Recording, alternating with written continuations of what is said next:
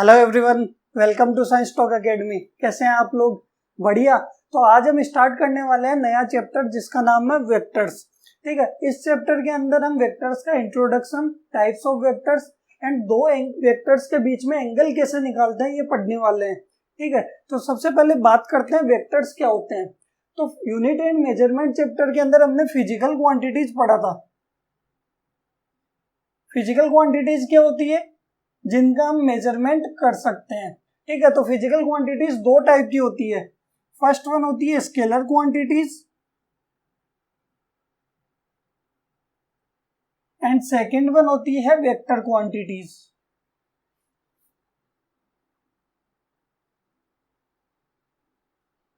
तो scalar quantities और vector quantities कौन सी होती है? तो स्केलर क्वांटिटीज वो क्वांटिटीज होती है जिनमें केवल मैग्नीट्यूड होता है। ठीक है, डायरेक्शन नहीं होती। इट डजंट हैव डायरेक्शन, कि ओनली मैग्नीट्यूड होता है, वो क्या होती है? Scalar quantities. और वेक्टर क्वांटिटीज के अंदर डायरेक्शन और मैग्नीट्यूड दोनों होते हैं। It's have both magnitude and direction. इसके अंदर मैग्नीट्यूड भी होता है और डायरेक्शन भी होती है। ये क्या होते हैं? Vector quantities. ठीक है, एग्जांपल देखते हैं इसके। स्केलर क्वांटिटीज और वेक्टर क्वांटिटीज के एग्जांपल क्या होंगे? तो स्केलर क्वांटिटीज के, जैसे आपको वर्क दिया हुआ है, तो वर्क क्या होता है? वर्क आपको केवल मैग्नीट्यूड होता है, वर्क में कोई डायरेक्शन नहीं होती, तो ये क्या है? स्केलर क्वांटिटीज है। या फिर स्पीड, आपको स्पीड दी हुई है 5 मीटर पर सेकेंड, तो इसके अंदर भी डायरेक्शन नहीं होती, ओनली क्या होता है? मैग्नीट्यूड होता है, तो ये स्केलर क्वांटिटी है। या फिर डिस्टेंस है 5 मीटर। ठीक है, तो इसके अंदर भी कोई डायरेक्शन नहीं होती, तो ये भी क्या है? स्केलर क्वांटिटीज है। ठीक है, वेक्टर क्वांटिटीज के एग्जांपल देखते हैं। फोर्स 5 न्यूटन, या तो किसी डायरेक्शन ईस्ट में लग रहा है, या फिर लेफ्ट में लग रहा है, राइट में लग रहा है, या फिर अपवर्ड डाउनवर्ड लग रहा है, तो ये क्या? इसके अंदर डायरेक्शन होती है फोर्स की, तो मैग्नीट्यूड के साथ साथ डायरेक्शन, ये क्या है? वेक्टर क्वांटिटी है। इसके बाद या फिर आपको दिया हुआ है वेलोसिटी। स्पीड क्या होती है आपकी? स्केलर क्वांटिटी, ओनली मैग्नीट्यूड होता है, बट वेलोसिटी के अंदर क्या होता है? मैग्नीट्यूड के साथ साथ डायरेक्शन भी होती है। ठीक है, तो ये क्या है? वेक्टर क्वांटिटी है। डिस्प्लेसमेंट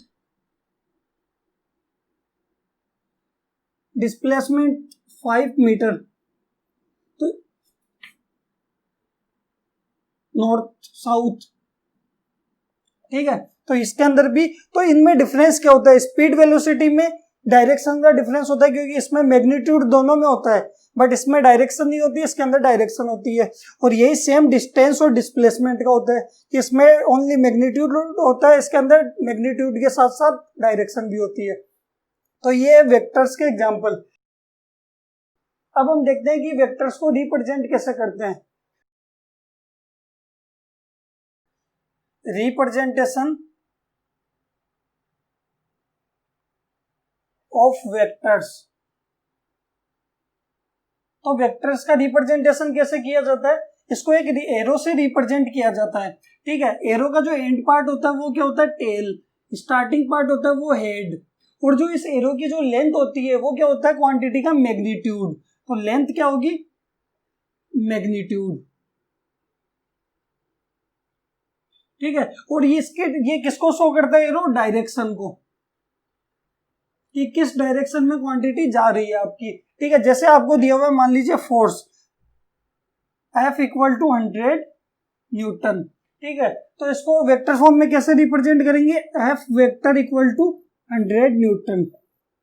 ठीक है, या फिर आपको दिया हुआ है velocity V equal to 5 metre पर सेकेंड ईस्ट, तो इसको कैसे रिप्रेजेंट करेंगे वेक्टर फॉर्म में? V vector equal to 5 metre पर सेकेंड ईस्ट।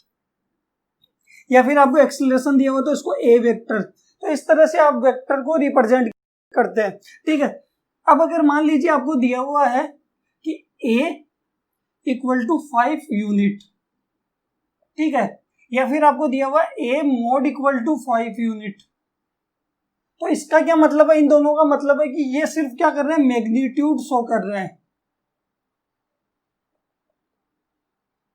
ठीक है, ओनली मैग्नीट्यूड को शो कर रहे हैं। और अगर आपको जैसे दिया हुआ a vector equal to 5 unit east, या फिर a डार्क a दिया हुआ हो, ठीक है, इक्वल टू 5 यूनिट ईस्ट, तो इन दोनों का मतलब क्या है कि इसके अंदर आपको मैग्नीट्यूड के साथ साथ डायरेक्शन भी दी हुई है, तो ये क्या है, वेक्टर फॉर्म, और ये ओनली क्या है, मैग्नीट्यूड यानी स्केलर क्वांटिटी, ठीक है। तो ये भी आपको ध्यान रखना है। अब नेक्स्ट हम बात करते हैं types of vectors. Types of vectors, types of vectors में फर्स्ट टाइप है equal vectors.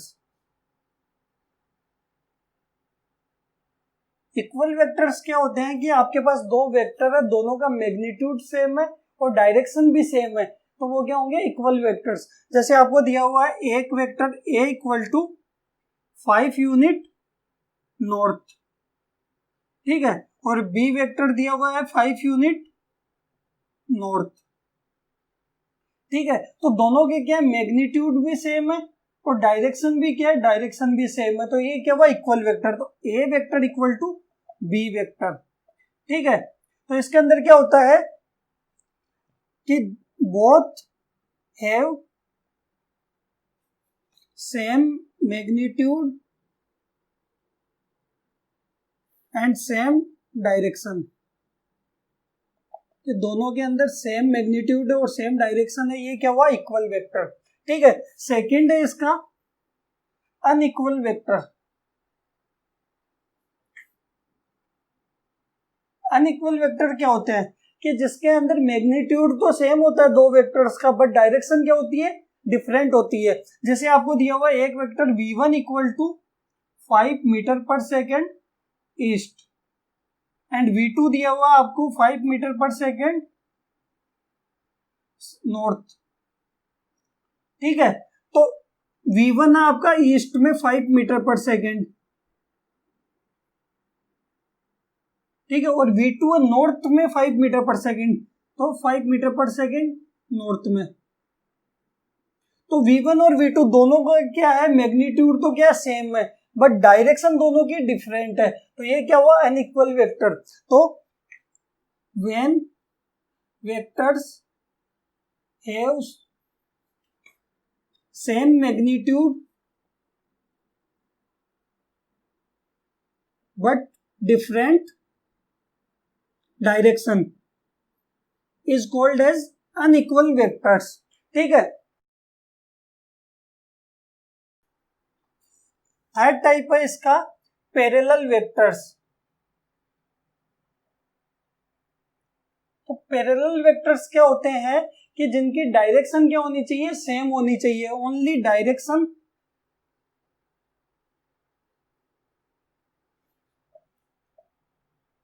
Should have same, कि डायरेक्शन क्या होनी चाहिए, ओनली सेम होनी चाहिए। जैसे मान लीजिए आपको एक वेक्टर दिया हुआ इसी डायरेक्शन में, ठीक है, तो दूसरा वेक्टर भी सेम डायरेक्शन में होना चाहिए, चाहे इनका मैग्नीट्यूड क्या हो, डिफरेंट हो, बट डायरेक्शन क्या होनी चाहिए, सेम होनी चाहिए। अब इन वेक्टर्स के बीच में एंगल कितना होगा, कि मान लीजिए आपको एक वेक्टर इस डायरेक्शन में जा रहा है और दूसरा वेक्टर भी सेम डायरेक्शन में जा रहा है, तो दोनों के बीच में एंगल क्या होगा, 0 डिग्री। तो थीटा क्या है, 0 डिग्री, ठीक है, parallel vectors. Next fourth number anti parallel.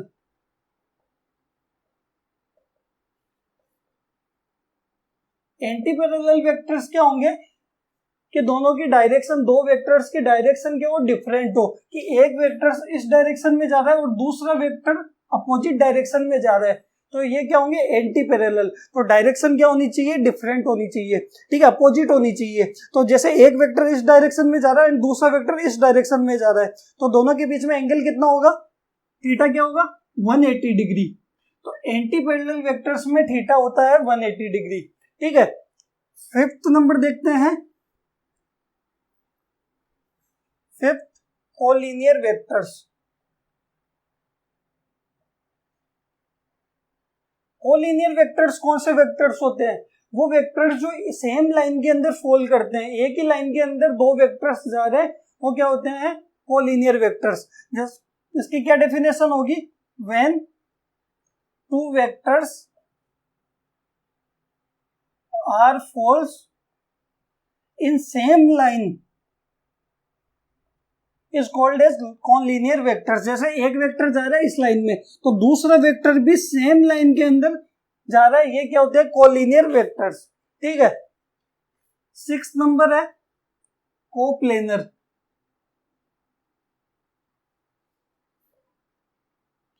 Coplanar vectors क्या होते हैं?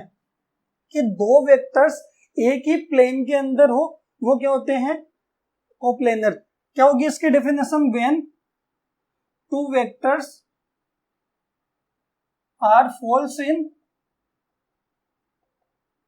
One plane.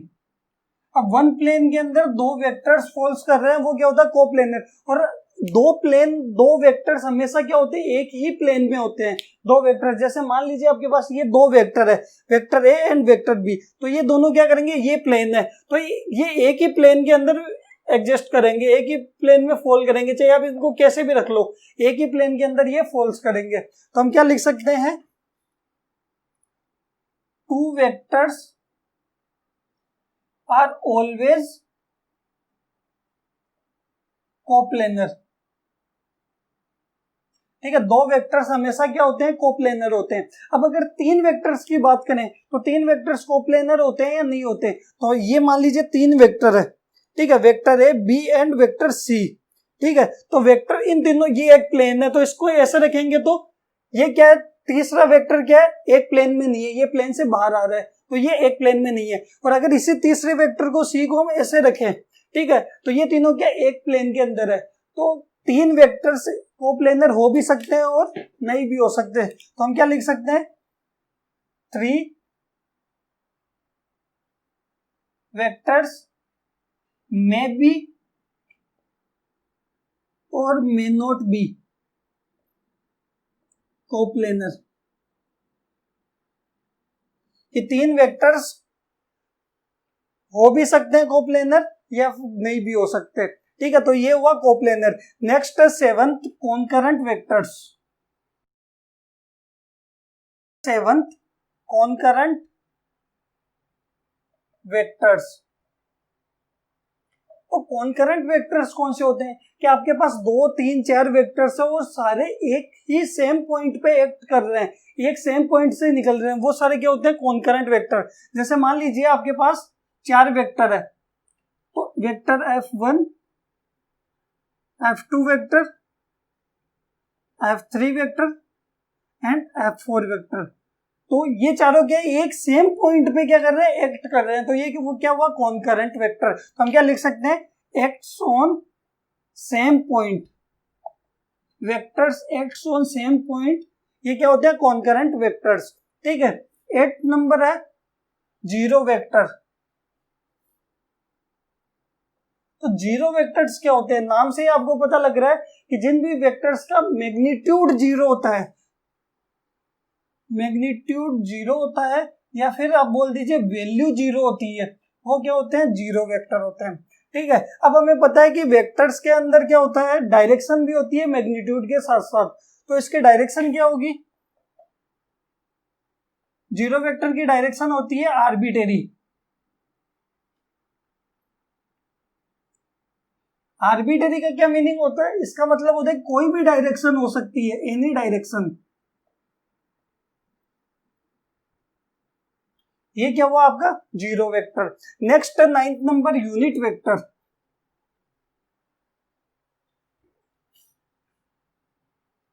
Unit vector. तो यूनिट वेक्टर भी आपको नाम से पता लग रहा है कि जिन भी क्वांटिटीज का मैग्नीट्यूड 1 होता है या फिर वैल्यू 1 होती है, वो क्या होते हैं? यूनिट वेक्टर होते हैं। ठीक है। अब इसकी डायरेक्शन क्या होगी? ठीक है, डायरेक्शन कैसे पता लगाएंगे? तो डायरेक्शन क्या है कि मान लीजिए आप जा रहे हैं दिल्ली टू जयपुर।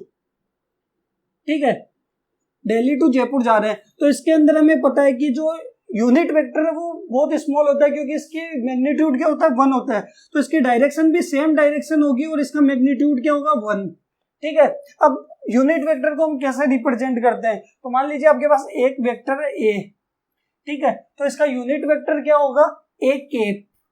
तो कैप से हम क्या करते हैं यूनिट वेक्टर को रिप्रेजेंट करते हैं, और ए कैप का फॉर्मूला क्या होता है, ए कैप होता है a cap equal to a vector upon a vector का मैग्नीट्यूड। ये क्या होगा यूनिट वेक्टर का फॉर्मूला, ये आप इस चैप्टर में आगे और पढ़ेंगे डिटेल के अंदर। ठीक है, अब हम बात करते हैं parallel shift of vectors.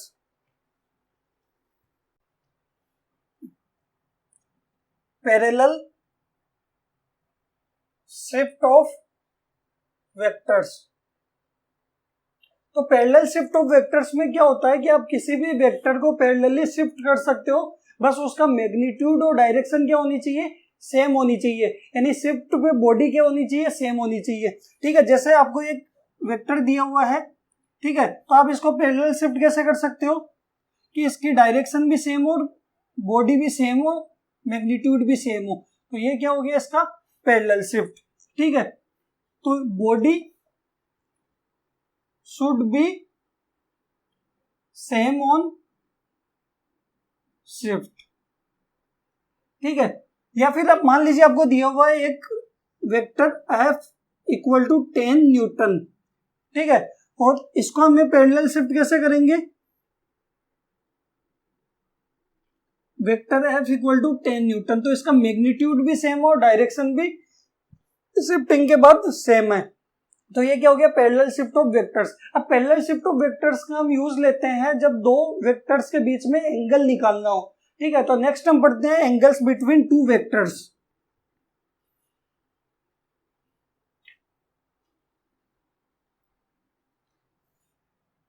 Angles between two vectors. तो एंगल्स बिटवीन टू वेक्टर्स में हमें दो चीजों का ध्यान रखना होता है कि जो भी दो वेक्टर है वो उसका टेल टू टेल आपस में कनेक्टेड हो या फिर हेड टू हेड कनेक्टेड हो, कि जिन भी दो वेक्टर्स के बीच में हमें एंगल निकालना है वो आपस में या तो उनकी टेल से कनेक्टेड हो या हेड से हेड कनेक्टेड हो, तभी आप एंगल निकाल सकते हैं। ठीक है, इसका एग्जांपल देखते हैं। मान लीजिए आपको एक वेक्टर दिया हुआ है ए और दूसरा वेक्टर दिया हुआ है बी। ठीक है, और ये है 30 डिग्री। ठीक है, तो दोनों वेक्टर क्या है, इनकी टेल टू टेल कनेक्टेड है, तो एंगल क्या होगा दोनों के बीच में, थीटा इक्वल टू 30 डिग्री। ठीक है, सेकेंड एग्जांपल देखते हैं कि मान लीजिए आपको एक वेक्टर दिया हुआ है ये ए और दूसरा वेक्टर दिया हुआ है ये बी, और दोनों के बीच का एंगल है 120 डिग्री। तो देखो यहाँ पे ए वेक्टर और बी वेक्टर, एक की टेल बी के हेड से कनेक्टेड है, तो हमें क्या चाहिए, टेल टू टेल या हेड टू हेड कनेक्टेड चाहिए। तो हम इसमें क्या करेंगे, पैरेलल शिफ्टिंग, किसकी, या तो बी की कर लीजिए या ए की कर लीजिए, दोनों की कोई भी करोगे सेम आंसर आएगा। ठीक है, तो हम बी की शिफ्टिंग करेंगे तो क्या होगा, बी ऊपर आ जाएगा, बी शिफ्ट होके ऐसे आ गया ये बी वेक्टर। ठीक है, तो अब बी की टेल और ए की टेल आपस में कनेक्टेड है, और ये टोटल एंगल कितना हो गया 180 डिग्री। 180 में से 120 जाएगा तो ये बचेगा 60 डिग्री। तो हमारे पास थीटा क्या है, ए और बी के बीच में 60 डिग्री। ठीक है, एक और एग्जांपल देखते हैं।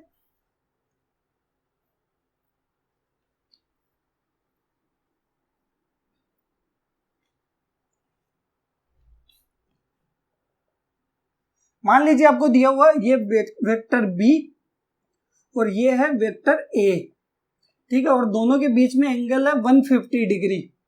ठीक है, तो हमें क्या निकालना है, ए और बी के बीच में एंगल निकालना है, तो क्या करेंगे पैरेलल शिफ्टिंग।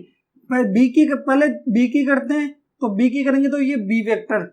ठीक है, 180 माइनस 150 ये आएगा 30 डिग्री। ये तो बी की शिफ्टिंग पे आया, थीटा 30 डिग्री। अब ए की शिफ्टिंग करके भी देखते हैं कि थीटा क्या आता है। तो ए की शिफ्टिंग कहाँ होगी, पीछे की साइड होगी, तो पीछे की साइड शिफ्टिंग करेंगे, ये क्या हो गया ए वेक्टर और ये बी वेक्टर, ये हमारे पास ये टोटल हो गया यहाँ से 180 डिग्री, ये 150, तो ये क्या बचेगा 30 डिग्री। तो ए की शिफ्टिंग करो या बी की शिफ्टिंग करो, आंसर क्या आएगा सेम, एंगल क्या आएगा सेम। तो ये है एंगल्स बिटवीन टू वेक्टर्स, इसका एक अच्छा न्यूमेरिकल करते हैं। एग्जाम्पल नंबर 4, इसके अंदर आपको 4 वेक्टर दिए हुए हैं, vector A, vector B, vector C and D, vector C and vector D. ये एंगल आपको दिया हुआ है 60 डिग्री, ये दिया हुआ है 30 डिग्री, ठीक है। और आपको एंगल फाइंड आउट करने हैं ए एंड बी में, सेकंड बी एंड सी में, थर्ड ए एंड सी में, फोर्थ ए एंड डी में, and fifth B and D में, ठीक है। तो इन पांचों में आपको एंगल फाइंड आउट करना है। तो कैसे सोल्व करोगे इसको, एक बार खुद से ट्राई कीजिए इसको। इसके अंदर हम पैरेलल शिफ्टिंग का यूज करेंगे, पैरेलल शिफ्टिंग का, ठीक है। तो इसके अंदर हम क्या करते हैं, या तो हेड टू हेड कनेक्ट करते हैं या टेल टू टेल कनेक्ट करते हैं वेक्टर्स को। तो इसके अंदर हम टेल टू टेल कनेक्ट करेंगे, ठीक है। तो टेल टू टेल कनेक्ट करते हैं तो क्या बनेगा डायग्राम, ये सी एंड डी तो टेल टू टेल कनेक्टेड है, सी वेक्टर डी वेक्टर, ये एंगल है 60 डिग्री, ये एंगल है 30 डिग्री, ठीक है। ये क्या यहाँ बी शिफ्ट कर सकते हैं, ठीक है। तो ये हो गया बी वेक्टर, और यहाँ पे ए शिफ्ट कर सकते हैं, ये हो गया ए वेक्टर। तो ये सेम बॉडी सेम है शिफ्टिंग के बाद भी, तो ये हो गया। अब ये एंगल कितना होगा, ये टोटल 180 डिग्री है, ठीक है। ये पूरी लाइन 180 डिग्री, ये 60 और 30 90, 180 में से 90 गया, ये बचेगा आपके पास 90 डिग्री, ठीक है। और ये बी और ए बी के आपस में परपेंडिकुलर है, तो ये भी क्या होगा 90 डिग्री। ये हमारे पास डायग्राम आया। अब हम इनके एंगल देखते हैं ए एंड बी के बीच में। तो ए एंड बी दोनों के बीच में कितना एंगल है, 90 डिग्री, ठीक है। सेकंड है B and C, B and C तो 60 plus 90, B and C 60 plus 90 150 degree है। उसके बाद ए एंड सी, ए और सी के बीच में है 60 डिग्री, ठीक है। फोर्थ है ए and D, A and D 90 plus 60 150 degree होगा अगेन। एंड फिफ्थ है बी एंड डी, देखो बी एंड डी ये भी 90 हुआ हमारे पास, 90 30 120, तो बी एंड डी के बीच में कितना होगा 120 डिग्री। ये तो इधर से, अगर इधर से ले तो कितना आएगा 90 60 90, ठीक है। तो ये कितना हुआ 180 प्लस 60 यानी 240, तो यहाँ पे एक 240 भी आ रहा है। लेकिन हमें हमेशा एंगल कौन सा लेना है, जो स्मॉल है, तो यहाँ पे क्या कंसिडर करेंगे 120 डिग्री। और एंगल निकालते टाइम आपको ध्यान रखना है कि आपका थीटा 0 डिग्री के से बड़ा या इक्वल हो और 180 डिग्री से छोटा या इक्वल हो, ठीक है। और आपको हमेशा चूज करना है स्मॉलर एंगल, ठीक है। तो ये आपका angles between two vectors. And आज के लिए इतना ही। नेक्स्ट वीडियो में हम पढ़ेंगे addition and subtraction of vectors. And आपने अभी तक चैनल को सब्सक्राइब नहीं किया तो चैनल को सब्सक्राइब कीजिए, वीडियो को लाइक एंड शेयर कीजिए। Thank you.